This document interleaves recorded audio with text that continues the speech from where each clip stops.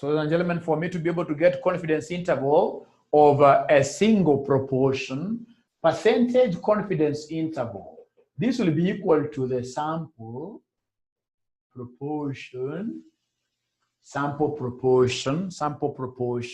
plus or minus the test statistic. For now, we are looking at large samples. So test statistic will be Z. So Z times what we call the standard who? The standard error. Z times the standard error. Yes, we have answered that. So percentage confidence interval equals sample proportion plus Z times the standard error. But now, how do we get, ladies and gentlemen, the standard error in situations where we have proportions? To get the standard error here, we'll be taking what we call P multiplied by Q all over N, like that, all over N.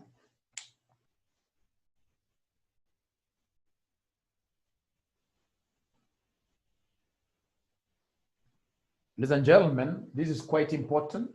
The standard error equals root of P times Q all over N, And for you to understand what P stands for, what Q stands for, I would want us to look at an illustration. Let's look at an illustration. A sample of 600 accounts. A sample of 600 accounts. A sample of 600 accounts. A sample of 600 accounts was taken to test the accuracy. Was taken to test the accuracy of posting and the balancing of accounts. And the balancing of accounts where 45 mistakes were found. 45 mistakes were found.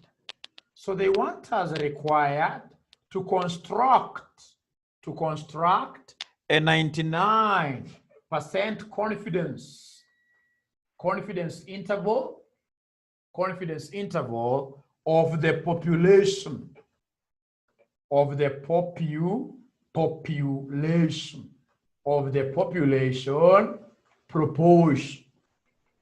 proportion with mistakes. So for us to be able to know the kind of audit, for example, the kind of techniques, audit techniques we shall be using, would want to know the population mistakes. Where do they fall? What magnitude am I looking at?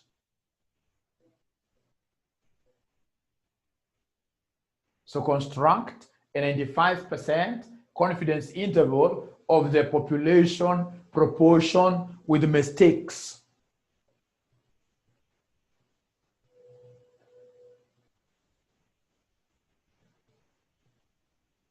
Okay, I can see good questions over there. I'll go back there, don't worry. I'll go back there. Now, ladies and gentlemen, so we have here a sample. We could be a big company and we happen to be having so many ledgers. But of course, we can't go looking for the entire thing. We can't carry out a census. It'll be very expensive. So here what we have done, we've taken out a sample of how many accounts? 600 accounts. A sample of 600 accounts. And out of these 600 accounts, it's 45 of them that have got mistakes. So come and give me the sample proportion with mistakes. The sample proportion with mistakes. Give me the sample proportion with mistakes. So the sample proportion here with mistakes will be 45 out of what here? 600. So could you kindly give me this figure? What is 45 over 600? What is 45 over 600? I can see HP man giving me 0.075. 0.075. So then what do you think will be our Q? Remember that P plus Q must always add up to 1. P plus Q must always add up to 1. P plus Q must always add up to 1, meaning that Q will be 1 minus 0.075. 1 minus 0.075, which gives us, according to Denzel, 0.925. 0.925. Now, having gotten P and a Q, I expect you to go ahead and calculate for us the standard error. Calculate for us the standard error. Who is able to calculate that standard error for us? The standard error. The standard error. The standard error, ladies and gentlemen, the standard error. What do we have here for the standard error? The standard error in case of proportions, our standard error will be obtained by us getting a multiple of the 2, and then at the end of the day dividing like that. So we'll talk of 0.075 times 0.925. Whatever we get, we divide by 100, and then at the end of the day, we take not 100. We sampled 600 accounts. We worked with 600 accounts. We worked with 600 accounts. So our N is 600. So then could you kindly give us this standard error? Our standard error will be equal to what?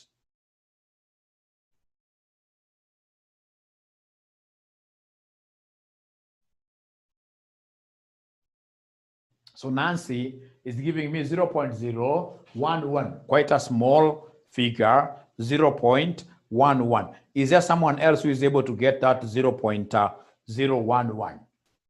That's what I got personally. Even Samsung is giving us 0.011.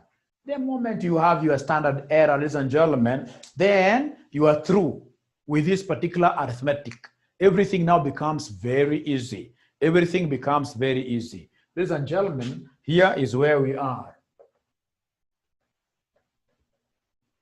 So I will come and talk about 99% confidence level.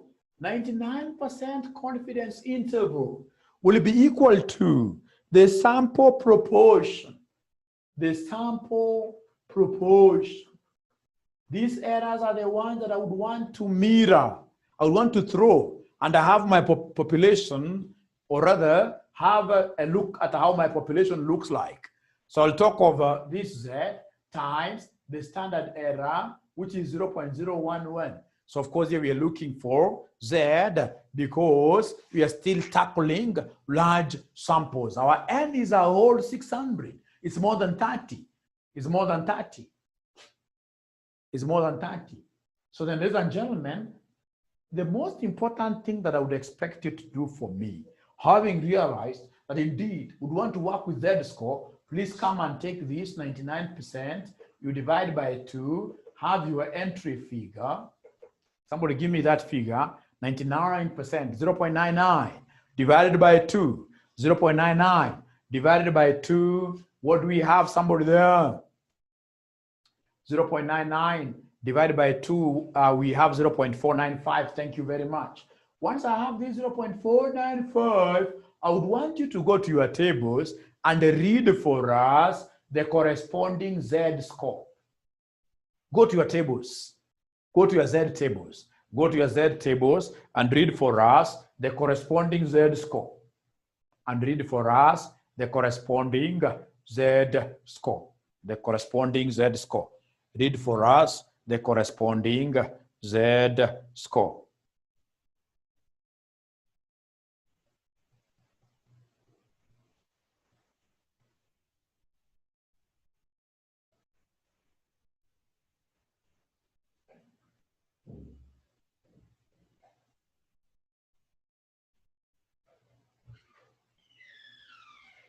So somebody is giving me a figure of 2.58, another one 2.57. Those are correct. All of them are correct. You can even go and get an average. Those are correct. Rounding off errors are acceptable. So let's work with 2.57.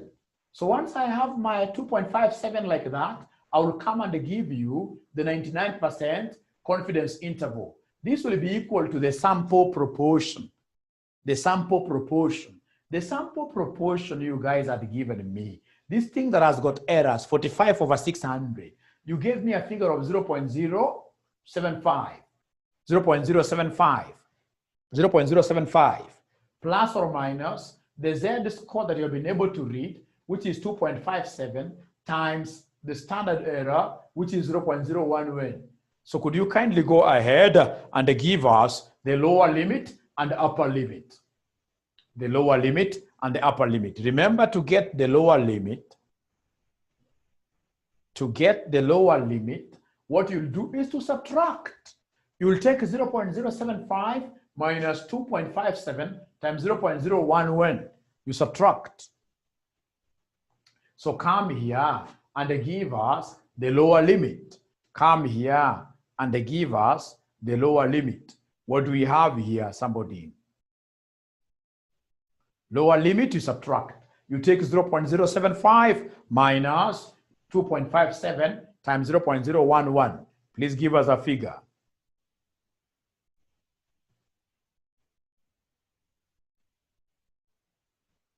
Somebody called HP is giving us 0.047, 0.047, 0.047. How about the upper limit? How about the upper limit?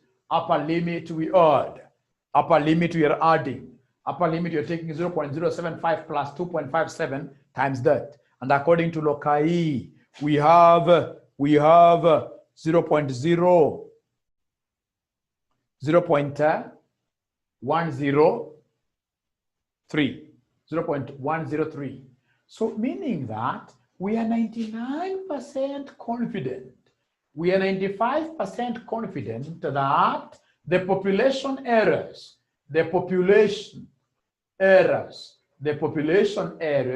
will fall. The population errors will fall in between 4.7% to 10.3%. We are 99% sure. We are 99% sure that should these people go through all the accounts of the company, they are going to get the errors fitting in between here. I've just multiplied this by 100 in between there. So the upper limit and the lower limit, I want to believe that is okay. I want to believe that is okay with everybody. I want to believe that is okay with everybody, with everyone.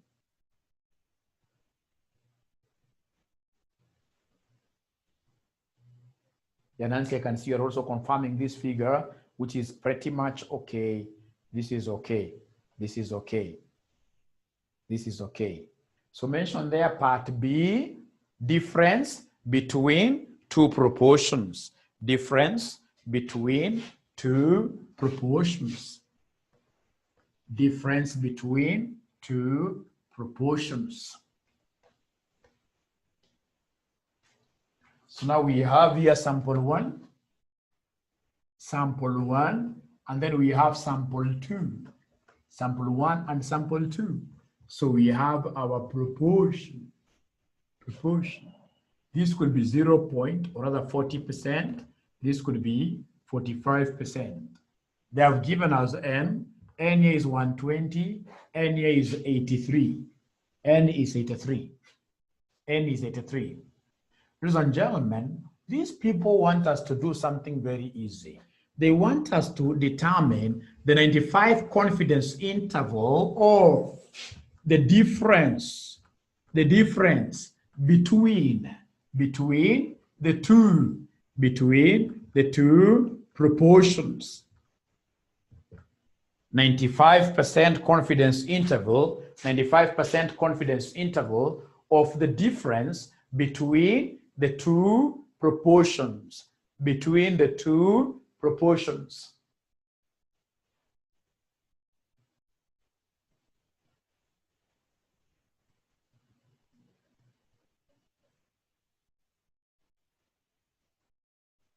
Very easy indeed. Very easy indeed. So the first thing that I will do here is to calculate the standard error. you calculate the standard error, bearing in mind, cognizant of the fact that now here we happen to be having how many samples? 2. We happen to be having 2 samples. So what you'll do, you'll come and tell us that the standard error will be equal to the square root of. These are things you'll have to just master. They're not hard.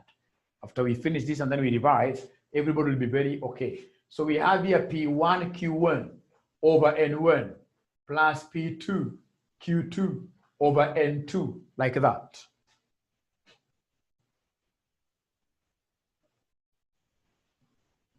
So when you have these proportions, the only thing that you need to do, these are your P. So you need to come and introduce the Q's somewhere there, bearing in mind that P plus Q must always add up to 1. P plus Q must always add up to 1, must always add up to 1, meaning 100%, meaning that Q here will be 60%. Ladies and gentlemen, Q for this will be 55%. So this is what I will call P1, this is what I'll call Q1, this is what I'll call P2, this is what I'll call Q2, like that.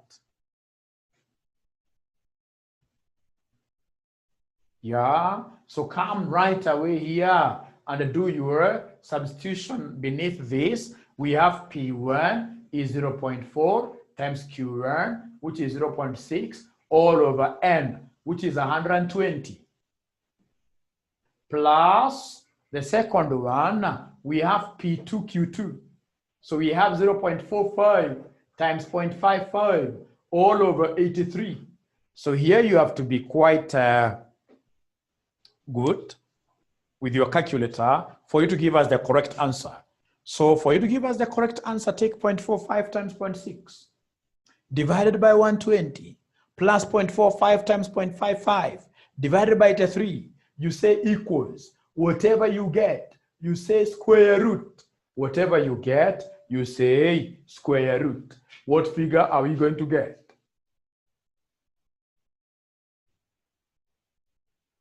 What figure shall we be getting as our standard error? What figure shall we be getting as our standard error?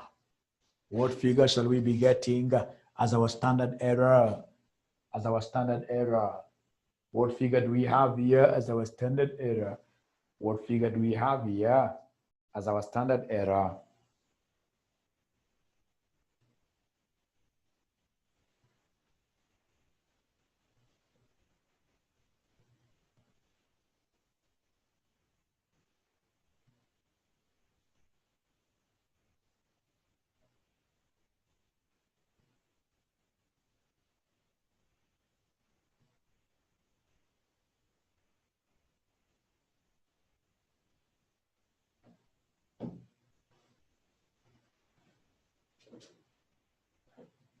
Somebody is giving me a figure of 0.71 or 0.071.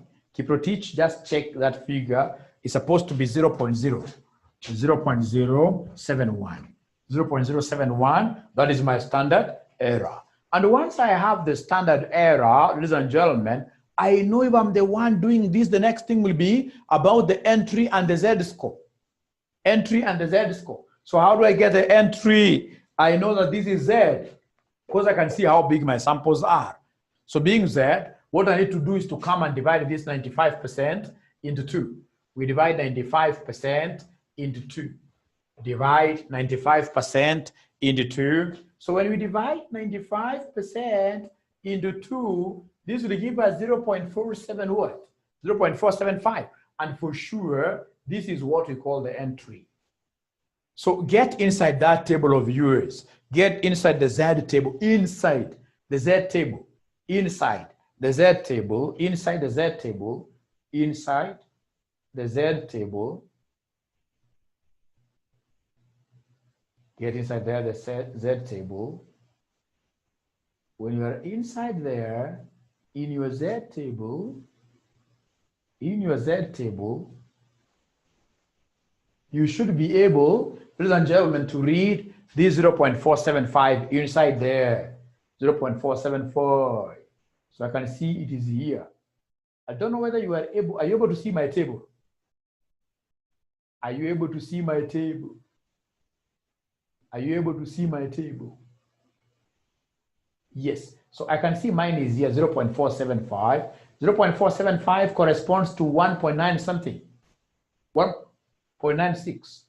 1.96. So this is what I will take. No, they're not able to see my table, but at least they have gotten 1.96. So in this case, ladies and gentlemen, we have here the Z score. The Z statistic is 1.96. So once I have 1.96, then now I will be at home. I will be at home. I will come and give them the 95% confidence interval of the proportions. So I'll come and give them the 95% confidence interval of our proportions. So the 95% confidence interval of the difference between our proportions, which will be P1 minus P2, plus or minus the Z times the standard error that you guys gave me. So P1 minus P2, I can see it is 40% minus 45%. That is the same as 0.05 positive. Whenever you get negative, you disregard the negative. 𝐨𝐼𝐅 is getting a standard error of 7.02. 7.02. It can't be 7.02. Just go slowly, take 0.4 times 0.6. Whatever you get, you divide by 120. You say plus. You say plus. Again, slowly. 0.45 times 0.55 divided by 83. And then you say equals. And then ultimately, you should be able to get the square root of that. You should be able to get the square root of that. Once you do that, you'll be able to get that figure that the other students got. You'll be able to get the other figure that the other students got. Just try and see again.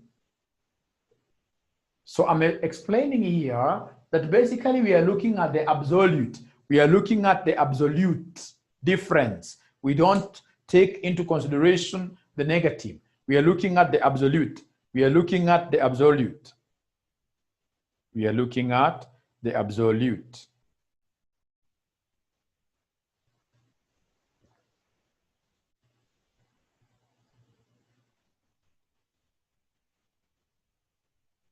And to imagine 𝐨𝐼𝐅 has been able to get it.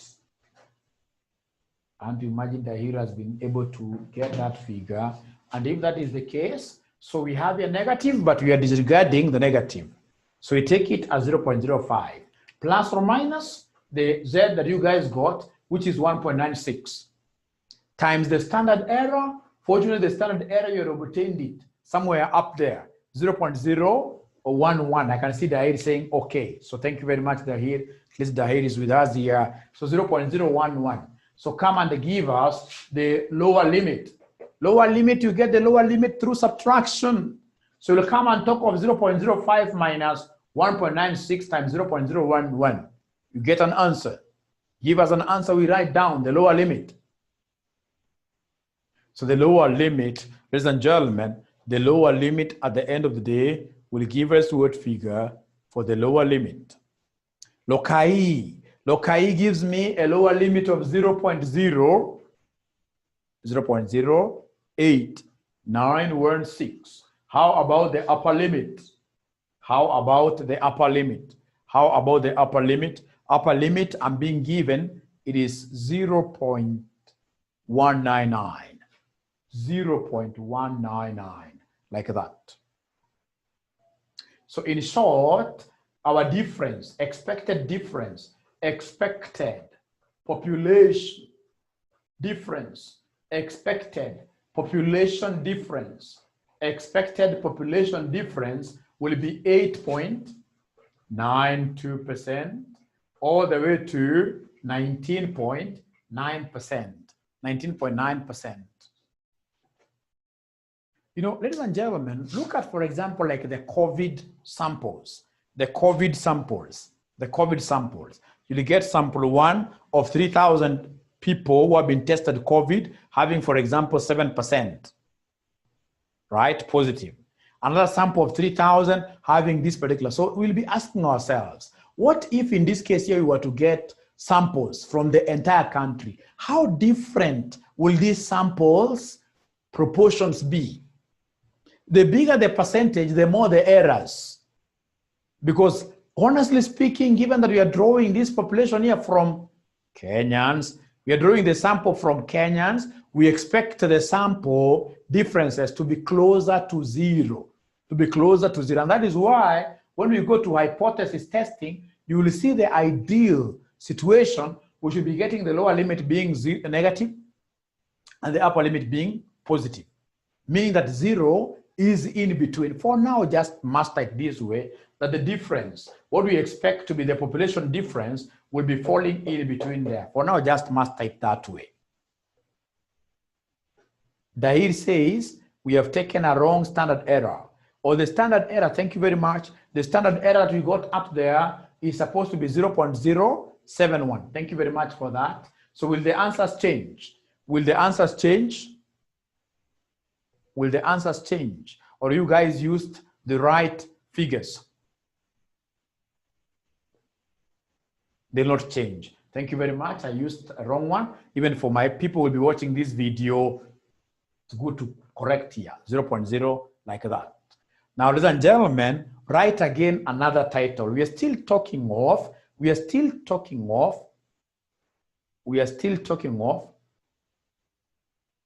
no, in the limits, we don't ignore the negative. In the limits, if, for example, the lower, is the lower limit here negative?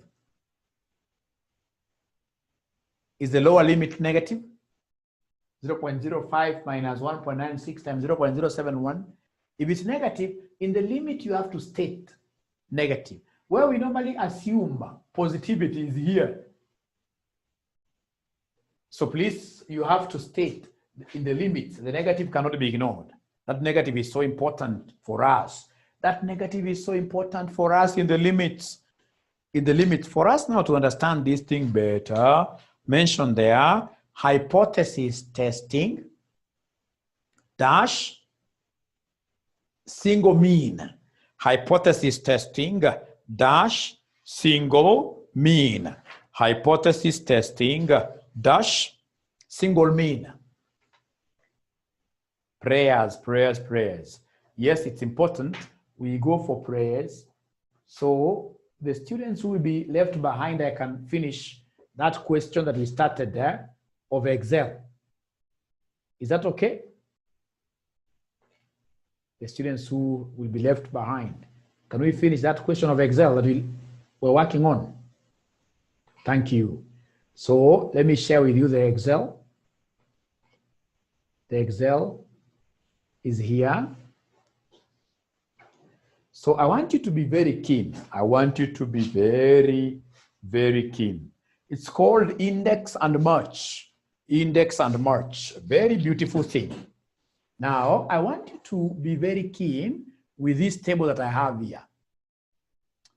I want to be at a position of telling people Milan, Team Milan, comes from which country, whether it played the Champions League or not, how many games it played, and how many points it earned. So it's very easy. The first thing that I will do, I'll come and click on here, Milan, and a country. So I will come and say equals. When I say equals, I want to match. So how do I match like a soldier? You press M. Once you press M, you'll be able to see match is under blue. So if it's under blue, it means it can be tabbed. You tab. How do you tab? There is this particular button which is on top of caps lock. The one that is on top of caps lock is the tab button. So you press it like that, and then you'll be able to see match comes in the formula bar. So once the match is there, you can see where the cursor is blinking. It is telling me to ascertain the lookup value. So the lookup value is Milan. I'm looking for Milan. So once I say Milan, I will come and I'm just following this thing. By the way, Excel is the most beautiful thing. So I will come here and press comma because they want me to separate. So I press comma. So when I press comma like that, ladies and gentlemen, the next thing it wants me to do is to give them the lookup array. Remember, match normally matches just like a soldier on one column. So Milan, I'm looking for Milan on this column. So I need to come and highlight it. To highlight, there are so many ways. You could come and say Control Shift and then the down key. You highlight or you highlight the manual way, no problem. So I've been able to give them my array from cell B4 all the way to cell B12. Once I do that, I will come and say comma because I'm being directed here. Look up array, comma. From there, they want me to give them match type. Remember, match type, we don't want less than, we don't want approximations, we don't want greater than, we want exact match. We want to be told how many matches exactly. So I want a 0 there. What I'll do, I'll come and click on this exact match. Once I do that, I can see it's a blue ticked, blue label. If it's blue label, I'll come and tab. And then, ladies and gentlemen, I'll be able to say a shift, I close that bracket like that. Once I do that, what do? I'll say enter. When I say enter, this thing is able to tell me that Milan, it gives me the match, gives me the position, the row position. Milan is in row number 2 on this table. Milan comes after Borussia. Milan is here. But now, ladies and gentlemen, this really will not make a lot of sense to me. What first of all I need to do is to tabulate, to populate all these other cells. How do I populate? I have to come and fix a few things here so that the table doesn't move. The first thing that I would want to fix, please come here, is this column over the lookup value. The lookup value column has to be fixed. How do we fix it? Please go there. Once you have your cursor blinking, my cursor is blinking just before I, column I. Remember, column I is the one that carries my lookup parameter, which is Milan. So I need to fix it. How do we fix it? We normally fix it using the $sign. So $sign, I have to say shift. I have there button 4, the $sign. So you see the dollar coming before I. And then the other thing that I need to fix, these are things you'll be able to know. I need to fix my array. So please, for the array, come and highlight the whole of it. You highlight the array and be careful you don't highlight the comma. Once you have highlighted that whole array, I've been able to highlight the whole array. What I need to do as a shortcut, I can go the long cut of pressing $. The shortcut is to come and say F4. Once you press F4, you can see this thing has been able to put dollars because for the array, you do everything. So once you do that, ladies and gentlemen, again, you're finished, give us enter. You can see this still telling me Milan is 2. So what I need to do is to come and copy that formula. So I'll go to this cell here. I say copy. Once I copy, ladies and gentlemen, I'll be able to drag this down a little bit, say Control, Shift, and then I have my right hand arrow. Sorry for that. So we can still go back here. Yes. So I want to copy this. The easiest way of copying it, we are here. So copy it there. So let us just drag usual. We drag like that, reach there.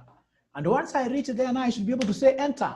When I say enter, I can see a lot of rubbish here. They are telling me Milan is row number 2 throughout. How about this thing called hamburger? This is a hamburger on this table. It is 1, 2, 3, 4, hamburger.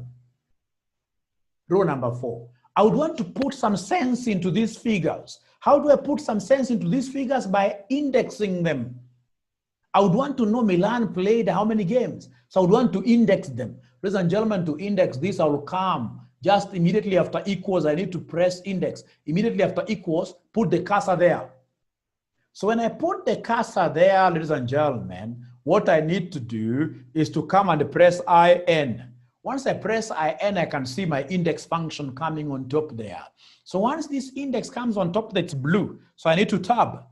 Once I tab like that, I can see index coming, and it is giving me a cursor which is playing there, where they want me to give them the array. Which array? For index, the index that I want is to array the country. So I would want to tell these people where Milan comes from, which country. So I'll come to the country here. I would want to highlight these. You highlight like that, everything. Once you highlight like that, ladies and gentlemen, you're at home. The next thing that you need to do after array is to give us a comma. You give us a comma. The rows and the columns have been able to be taken care of by what here? By the match. So you don't press this row and match, row and the number column, whatever, no.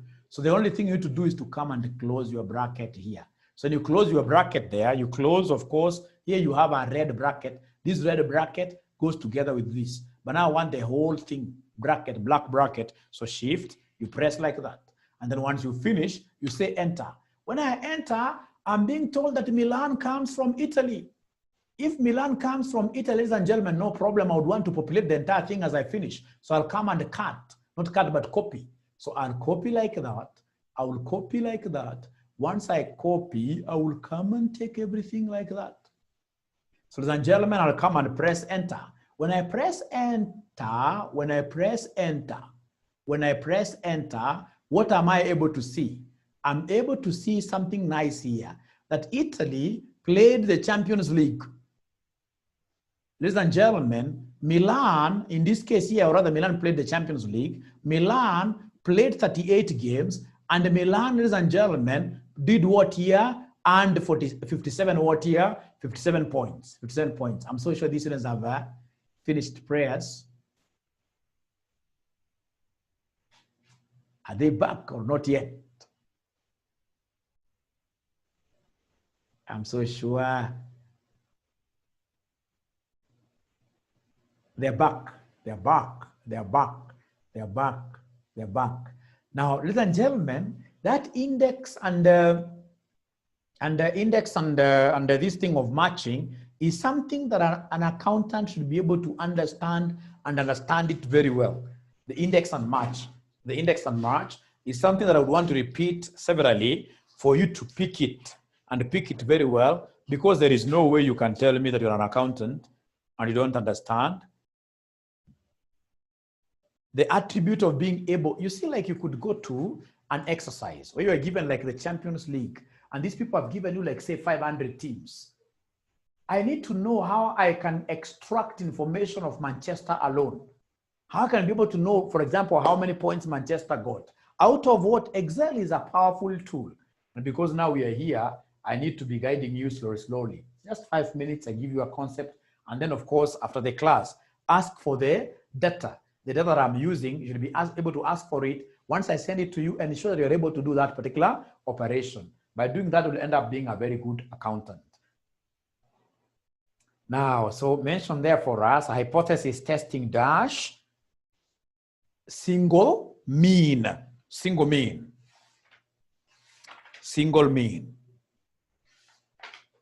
So once you have that down, I would want us to mention illustration. I'm almost clearing this area.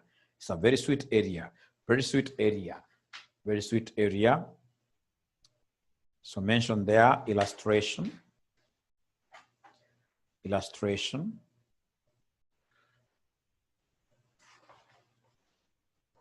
Illustration, you are writing down illustration 1. The mean lifetime of a sample, the mean lifetime of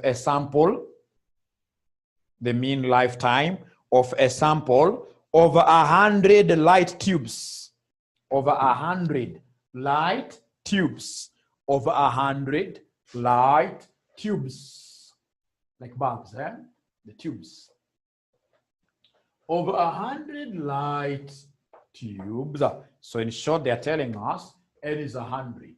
Over 100 light tubes produced by a company,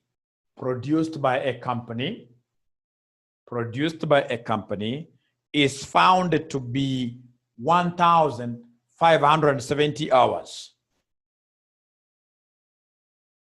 Is found to be 1,570 hours. With a standard deviation of 80 hours. with a standard deviation of 80 hours. With a standard deviation of 80 hours. Full stop. Test the hypothesis. Test the hypothesis. Test the hypothesis. Test the hypothesis. Test the hypothesis, which is a claim. A claim.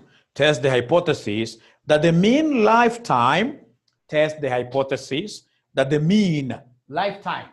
Test the hypothesis that the mean lifetime of the tubes produced. Test the hypothesis that the mean lifetime of the tubes produced is 1,600 hours. Is 1,600 hours. 1,600 hours. 1,600 hours. And then they have told us that the level of significance is 5%. The level of significance is 5%. Write this in full. This is level of significance. Level of significance is 5%. Level of significance is 5%. This is very, very easy. Very, very easy. So how do we get started? Very easy. We state the hypothesis. So step number 1, state the hypothesis. State the hypothesis. Very easy. So the hypothesis, we normally have 2 claims. The first claim being the one of the null hypothesis. What we call the null hypothesis. So my null hypothesis here, what we shall be abbreviating as H0. H0.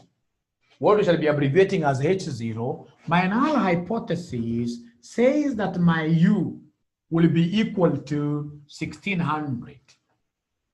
The null hypothesis is because they want us to test the claim.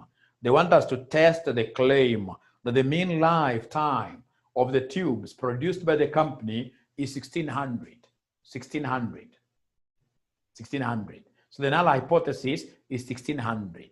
Now, ladies and gentlemen, remember they want us to test the claim that when we put up that bulb, it's going to stay there for 1600 hours. But you and I know that there is a possibility of this bulb either taking a lower duration or a higher duration. So it means that here we shall be carrying out a 2-tails hypothesis test. 2 tails because our hypothesis, null hypothesis, does not specify a direction. What they have told us, the claim they are making is the one of 1600 hours. So they are asking us to test the hypothesis that the mean lifetime of the tubes produced by the company is 1600 hours. Is 1600 hours. But we know that in reality, away from the claim, the tubes could stay up there, hung up there, either for less time or more time. So meaning that, ladies and gentlemen, we have what we call the alternative claim or alternative hypothesis. So the alternative hypothesis is what we shall be denoting as H1. And our H1 will be our lifetime. U stands for the mean. U stands for the mean. Our lifetime here could either be more or less than 1600. So in this case here, that our population mean is not equal to 1600. Is not equal to 1600. Is not equal to 1600. Ladies and gentlemen, if that is the case, I would want us first of all to define what a null hypothesis is and what, ladies and gentlemen, our alternative hypothesis is. So if we've written like that, mention their title, small title, null hypothesis, null hypothesis.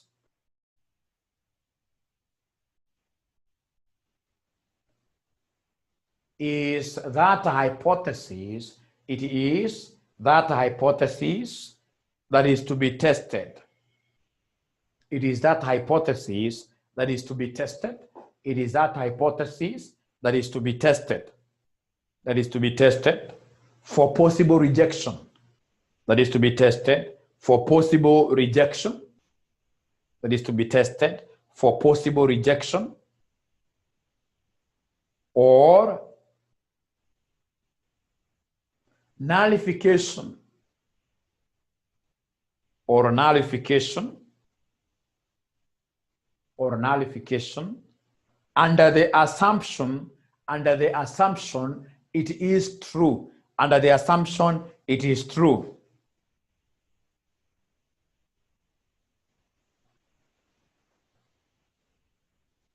Tell us after full stop that a null hypothesis should always be precise. A null hypothesis should always be precise. Should always be precise. Such as the given coin is unbiased. Such as the given coin is unbiased. The given coin is unbiased. Or a drug is ineffective. Or a drug is ineffective.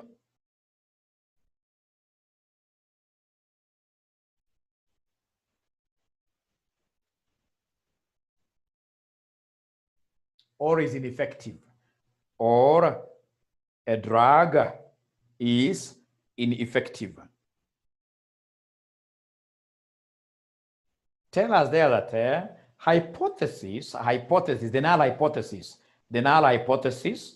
null hypothesis is usually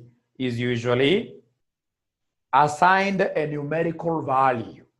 Is usually assigned a numerical value.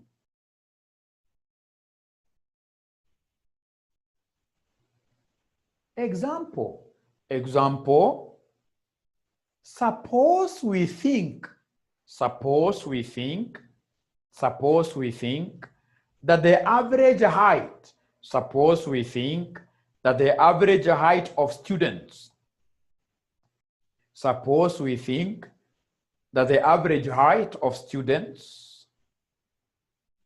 is 150 centimeters, is 150 centimeters. Full stop.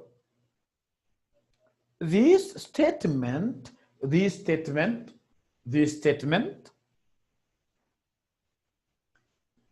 if taken as a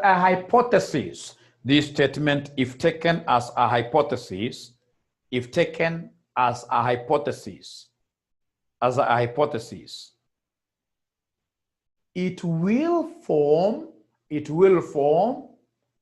a null hypothesis. It will form a null hypothesis. It will form a null hypothesis. It will form a null hypothesis, which will be written as H0 U equals 150, which will be written as U equals 150.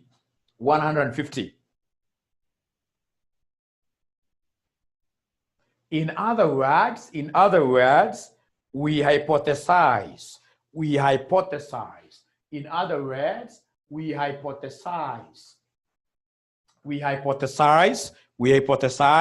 that U equals 150. We hypothesize that U equals 150 centimeters. So we are saying, somebody is telling us that, for example, when you come to RCM, when you come to Summit, all students have a height of 150 centimeters. I mean, crazy. That's a hypothetical. It's not possible for us to have all the students in this case here having the same height.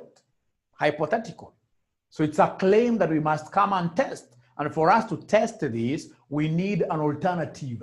We need an alternative. So for the alternative, listen and listen to me very well. For the alternative, which we'll be calling H1, there are three possibilities. It is either you'll tell us U is more than 150, or you tell us U is less than 150. Or you tell us U is not equal to 150. So one thing I would want you to appreciate from the word go, when I go to summit there, trying to assess the heights of the students. The students that I'll get will be taller than this. Other students will be what is shorter than this 150. So meaning that the proper alternative hypothesis that we need to put down is this one here, is this one here. So give me a title there, the alternative hypothesis.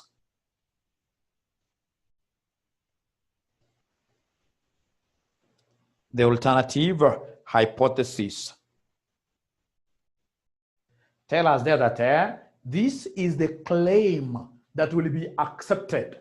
This is the claim that will be accepted.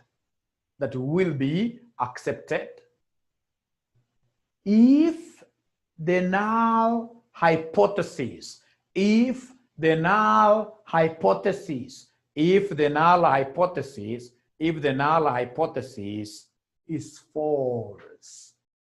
If the null hypothesis is false. If the null hypothesis is false. If the null hypothesis is false. So please let us go back to the question that we were doing. Let's go back to the question that we were doing, ladies and gentlemen. What we have here with yourselves is a situation where some manufacturer is making some quite a crazy claim. He's saying that when I give you my bulbs, these bulbs, population, all of them will hang up there for 1,600 hours. So as now we've gone there, but before we buy, we need, ladies and gentlemen, to test the claim hypothetically. So then I know that for sure, not unless there is anything that will be able to prove me otherwise, I know that these bulbs, some of them will take longer, others will take shorter. So my alternative claim, ladies and gentlemen, will be U is not equal to 1,600. Why? Because I appreciate the fact that there will be some bulbs will be more, take more time. The other bulbs will take less time. So this is my alternative hypothesis. Step number 2, ladies and gentlemen, given that this is a large sample, come and give us the Z critical. Give us the Z critical. Give us the Z critical. So Z critical, we have to draw our good diagram. So our good diagram, remember here, this examiner has given us the level of significance. He has told us that the level of significance happens to be 5%. 5% happens to be 0.0 what here? 0.05. Ladies and gentlemen, the moment you give me level of significance, given that this one is a not equal, given that it can go either way, there are two directions, it means that you are handling a two-tails test. It's not a mono-sided figure. It's a two-tails test that we have here. Two-tails test that we have there, meaning that this level of significance must be divided into two. The level of significance is like this. The level of significance has to be divided into two. So come and take there alpha over 2. So alpha over 2, what is 0.05 divided by 2? What is 0.05 divided by 2? 0.05 divided by 2. That one will give me what figure, my grade students? 0.05 divided by 2. I'm not getting your figures. Somebody is giving me a figure of 0.025. So somebody is giving me 0.025. Now, ladies and gentlemen, listen and listen to me very well. Once you have gotten that, you need to come and give us this area which runs from here all the way to there. given the fact that the half area is 0.5, given the fact that the half area is 0.5. So I need to get this one here. So this one here will be 0.5 minus 0.025. Can somebody give me this answer? Remember the level of significance, unlike the confidence interval, the level of significance normally goes to the tails. Normally goes to the tails. So now I want to get the area which runs from here to here, what we normally call the entry now. What we call the entry. Lokai, Samuel, Maingi, these students are giving me 0.475.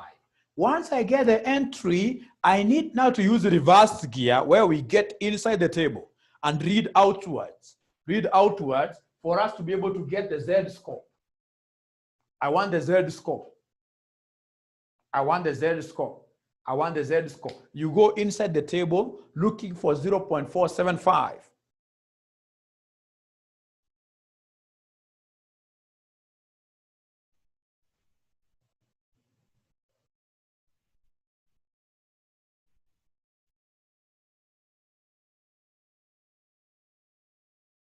So Lokai is giving me a figure of 2.57. Please look at this. What are we doing? We are getting into our normal tables. Our normal tables, our normal tables, our normal tables. Ladies and gentlemen, we should be able, this is the entry, the one that runs from here to the upper limit is the entry. So once you have gotten the entry, somebody ensure that you are able to see the 0.475 inside that table, the 0.475 inside that table, so that you will be able to give us, ladies and gentlemen, the entry figure. So the entry figure, what do we have? 0.475 is the entry. How about the Z? Is there someone else who is able to see 2 they've changed language. Nancy, Samuel, they're saying 1.96, which is telling us the truth, which is cheating us. And of course, if there is a disparity, truth, cheating, then we need to do a hypothesis test. 1.9, even Lokai has changed her mind. She's telling us that the Z here should be 1.96. Now, ladies and gentlemen, the moment we have that 1.96, listen and listen to me very well.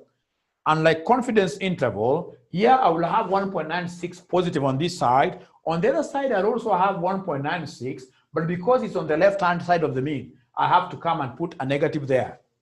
I have to come and put a negative there. So kindly put a negative there. Kindly put a negative there. Put a negative there, and then now that is it. So now you need to move to the last area. The last area is quite a nice area. Last area, or rather before I go to the last area, I want you to indicate there that this unshaded region, the unshaded region is the H0 region. H0 region. The shaded ones, these are the H1 regions. Shaded ones, they are the H1 regions.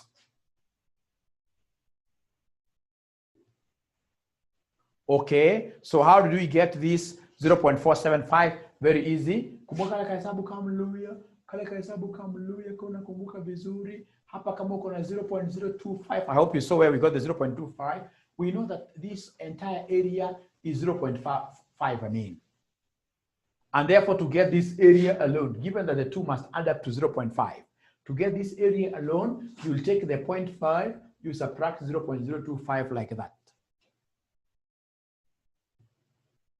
So if you do it that way, you'll be able to get that 0.475. I hope Zamzam now you, thank you very much. Great. So and I hope the moment you've been able to see where we got the 0.475, you'll be able to see where we got the 1.96 from the tables, Now with this 1.96, I've said you must go to the other side and mention there 1.96 albeit with a negative. Now, ladies and gentlemen, the moment we hit there, now we'll go to the last stage. The last stage is the one where you mention there the Z calculated. So mention there Z calculated. So Z calculated. So go ahead and mention Z calculated. So for the Z calculated, I know we are so much used to our normal Z, where we normally say that our Z is X minus mu. X minus mu all over who? Standard deviation. This time around, you're not going to make use of this. Our Z calculated, our Z, so not this one. Our Z calculated will be X bar minus mu. And because now here we are working with X bar, we have many samples X bar. Now we'll talk over what we call the standard error. So please write that.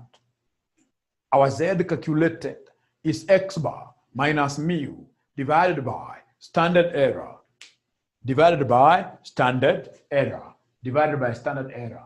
I'm repeating again that for us to be able to get this Z calculated from our sample, our Z calculated, you're repeating again, Z calc is X bar minus mu all over standard error. And don't forget that to get standard error for a single mean, normally what we do is to take the standard deviation given, divide this by the square root of n. Could you kindly calculate that for me and then you give me an answer? Kindly calculate that for me and then you give me an answer. Tell me what do we have there.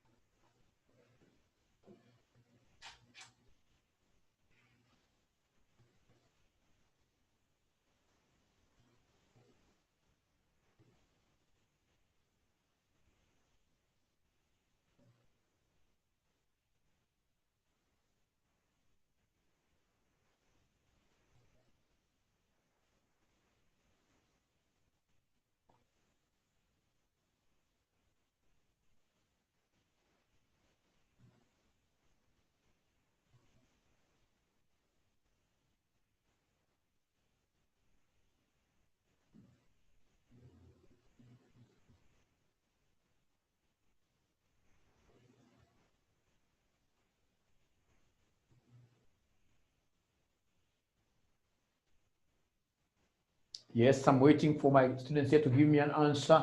They're telling me that the standard deviation that has been given in the question, the standard deviation given in the question is 80 all over square root of n, which is 100. So this will give me 10. So 80 divided by 10 is 8. So once I'm there, ladies and gentlemen, I'll come and plug in here. So X bar, what is our X bar? The X bar, remember we went ahead, X bar is the sample mean. Please write somewhere there that X bar is a sample mean. X bar is the sample mean. X bar is a sample mean. And our X bar, ladies and gentlemen, the sample mean, the one that we sampled is 1570. So we have here 1570 minus the mu, the population mean. The population mean, the one that is being tested, is 1600 all over the standard error that you guys got. The standard error that you guys got correctly, which is 8. So could you kindly give me this Z calculated? Give me the Z calculated. Give me the Z calculated. Could you kindly give me the answer? The Z calculated will be equal to what? Somebody is giving me a figure of minus 3.75. Minus 3.75. Thank you very much. Thank you very much. Now, ladies and gentlemen, from there, come and place this Z calculated figure on your diagram. You have your number line here. Tell me whether it falls on a shaded area or whether it falls on unshaded area. This minus 3.75, where does it fall? If this is my number line, of course I know at the middle here I have a 0. As I go that way, so of course I can see minus 3.75 will fall here. Minus 3.75 will fall there. And if it falls there, ladies and gentlemen, what do we have? If it falls there, ladies and gentlemen, we can see that this falls on shaded area which is a H1 area, which is a H1 area. All shaded areas are H1 areas. All shaded areas are H1 areas. They are H1 areas. So, ladies and gentlemen, the moment I've been able to hit there, I'm telling the examiner that therefore we can only accept H1. We can only accept H1. We can only accept H1 because we have fallen on the H1 area. So we can only accept H1, meaning that the null hypothesis is not true. That manufacturer who was claiming that his bulbs will be able to stay up there lighting for 1600 hours has cheated us. Ideally, we expect what here even much fewer hours. We expect much fewer hours. We expect much fewer hours because it has fallen on the left-hand side. So, ladies and gentlemen, I would want to open this session into a Q&A. Q&A session. So I expect you guys to ask questions because I can't teach more than that. For one lesson, I'll invite trouble. Once you have that particular footing very well, I'm so sure now in the subsequent classes, you'll be able to understand everything very well. So ask any contribution.